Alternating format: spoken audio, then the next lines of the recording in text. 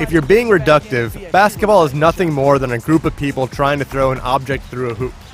Not the most exciting concept. That's a big-time shot right there. But in practice, basketball is so much more than that, combining athleticism and creativity into a dramatic show with seemingly endless possibilities.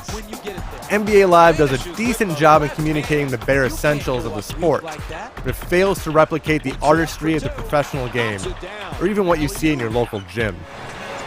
Gets a piece of it, whistle sound. The problems are apparent from the opening tip-off. Players look like digital mannequins and move as if they're actually encased in plastic.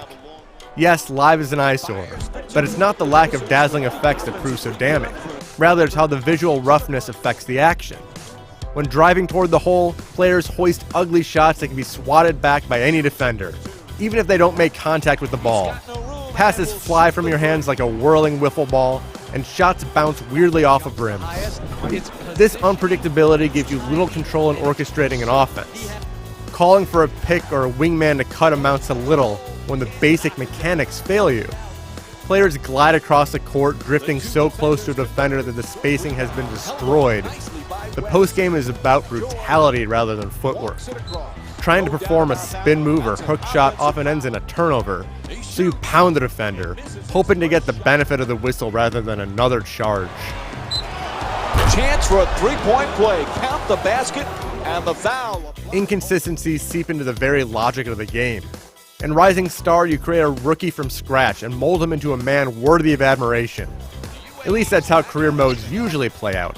In Live, you're thrust into the starting lineup from the opening game.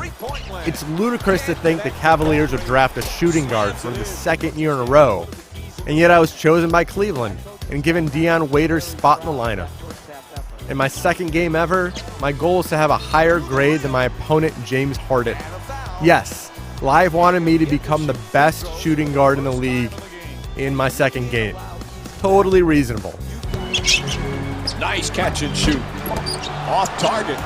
Live always struggles to mirror the thought process of real NBA players, but the AI becomes a mess in Rising Star.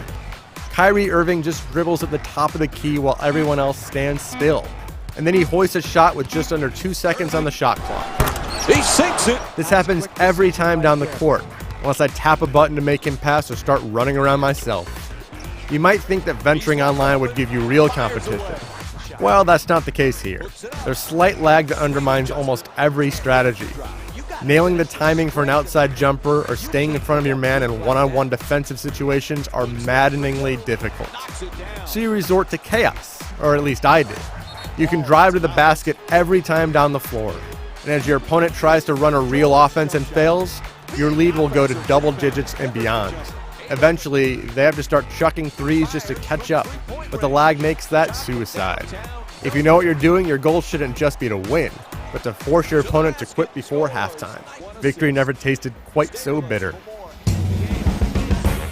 Despite the myriad problems on and off the court, Live has fantastic integration with the real league. Days after Jeff Green shocked the Heat with a last-second shot, there's a mode that lets you recreate that moment. Or I can replay the Pacers-Grizzlies showdown and try to get a triple-double with Lance Stevenson while holding Memphis to less than 79 points. Every team has challenges such as this, and you can lose hours toying around with the latest headlines. But that meshing with reality is ultimately just a tease. The on-court action is so uneven, so unsatisfying, that even rubbing defeat in Dwayne Wade's face eventually loses its appeal. Takes it to the rim. NBA Live 14 needs to spend time in the development league before it can be on the court with real pros. Time winding down, he just flips it up. So that will end the first quarter.